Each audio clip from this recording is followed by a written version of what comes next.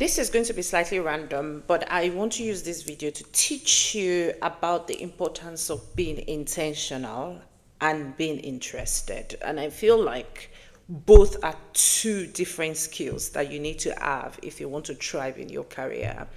So, being intentional is to make sure that everything has your control as an input in it. Everything.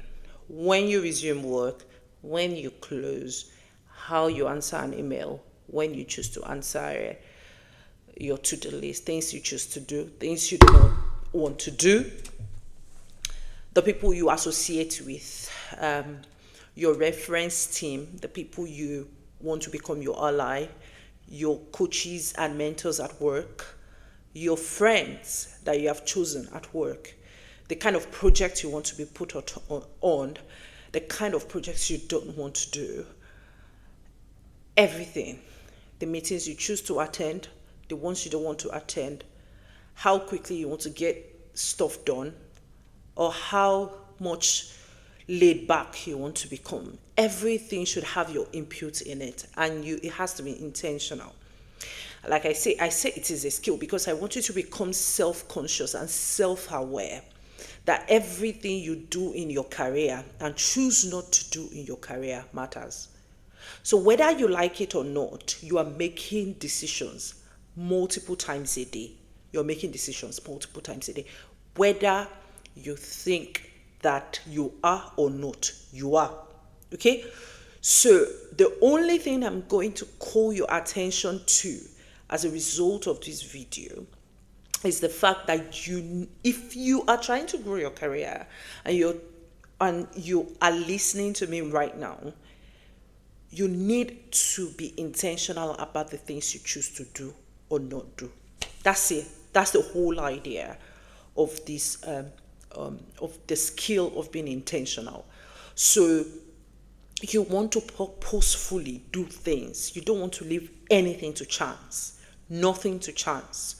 And that stems from you having control because your career is in your own capable hands and you are not letting external forces dictate where you land and how you land.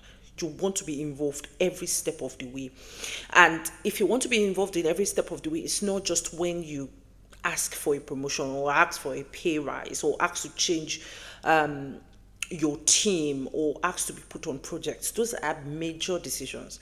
It's in the tiny little things. It is in the tiny little things as getting up to go get coffee with your bosses or your team members, as going for socials with your team, raising your hand up to volunteer for a little thing that will take you pretty much less than an hour to do. It's in those little things. You need to be intentional about everything. And the framework that I would share with you, which is not really a framework, but more like I want you to open your mind to say what is going to be the impact of this action that I am taking, or what is going to be the impact of this inaction. Because a lot of people think only the things you act on dictate where you land. No, the things you don't also act on is both ways, and both have the same level of impact on your career. Whether you choose to act or you choose not to act, both have impact on your career. So you need to think heavily about how both work together. And I tell you this, it's as little as when you join a video call. Because I see how this is impacting people. That is the beginning of visibility. When you attend a video call, you should not struggle with putting your camera on. Do not struggle with it. If you are being mentored by me, or you've ever had a chance to speak with me as a career mentor, this is something, if we get there, that I keep talking about. That is the start. It's so small. It looks so small. Oh, my hair is rough. My face is rough. It's fine. I've been in serious meetings, serious business meetings where people are eating on the call. Like they're in their homes, they're eating, they're having a call. You are the one taking it so serious.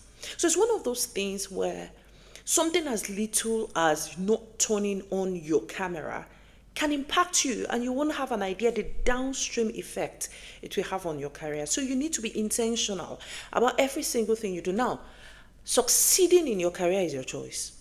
If you don't want to, if you don't want to care, is your, and it's not wrong. If you don't really want to care about it because you don't just feel like your career is a major part of your life, you are not wrong, because it's your choice. So probably stop watching the video right now and just move on to something else. But if you really want to succeed in your career, you will listen to me. You will be intentional about when you resume work. You will be intentional about the kind of conversations you have. You'll be intentional about the people you relate with. You'll be intentional about the use of your words. You don't just say everything coming out of your mouth. You think about the next statement you want to make and how it will impact the person receiving it, or how, if that word goes out, the kind of impact it may have. You will think about it. You will think about you, instead of procrastinating on a project that has been put up on your desk, you spending time to do it. You will think about that. Okay, so you need to be intentional. Being intentional is a skill that borders around self-awareness, that borders around you retaining the control you have over your career. Okay, the next skill that I'm going to talk about is you, other than being intentional, you being interested. Yes, you need to be interested. You opt in or you opt out. Again, is your choice. If you don't think your career means that much to you, stop watching this video and just sort of move on. If you don't think it means a lot to you. Because with me, what you'll be getting from me are things that you need to do to get your career to that point where you are on a blast. Okay? You are a top performing, sought after, value added professional. Okay, so you must be interested, and being interested is you demonstrating to an average third party, to anybody else listening to you, to everybody else watching you, actively observing you, that you have the business in mind. That's it. That you have your business in mind. You are interested in the business of your organization. That's it. I don't have a manuscript for this video. I'm talking from my head to you and telling you the things that I think you should start thinking about. You need to show interest. A lot of people see the organizations they work for as, oh, they're just my employer. Your employer does a business and you are a business person. Okay? I tell everybody that I tell people that I mentor that other than you being in your role, you are a salesperson for your organization. You are a marketing agent for your organization. You're a salesperson. You need to know the business of your organization and you need to be interested in it. And you need to do everything to protect the interest of your employer. It is important. In fact, it borders on ethical requirements. You need to be loyal to your employer. And being loyal in this case is not you doing what does not make sense for your career in the long run. Being loyal is just, while you're there, protecting the interest of your employer and protecting your own interest by showing interest. So, for instance, if you are in a meeting and you're hearing that the business is struggling with probably sales, they're struggling with volume, they're struggling with getting a particular client, or they're struggling with capacity management of teams, whatever it is that they are struggling with, you would hear the pain from the conversations. It's because it is a problem. That is why it is being discussed. The question is, how interested are you and what thoughts do you have about it? And how do you think you can help beyond your role? You want to become a superstar, you must show interest, because in most cases, if you are in a proper organization, most people on your level are on the average performing their jobs. They're doing their jobs. So what separates you from the pack is when you go the extra mile. That's what separates you. Facts. That's what separates you.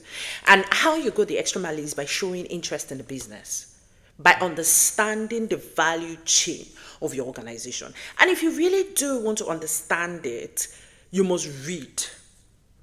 Read about the business of your organization. Read about the products your organization is churning out, because there will be reports, obviously, to get some of their products and services approved. There will be meetings and all of that. As long as you have access to it, make sure you're reading what is media saying about your organization. Do you know?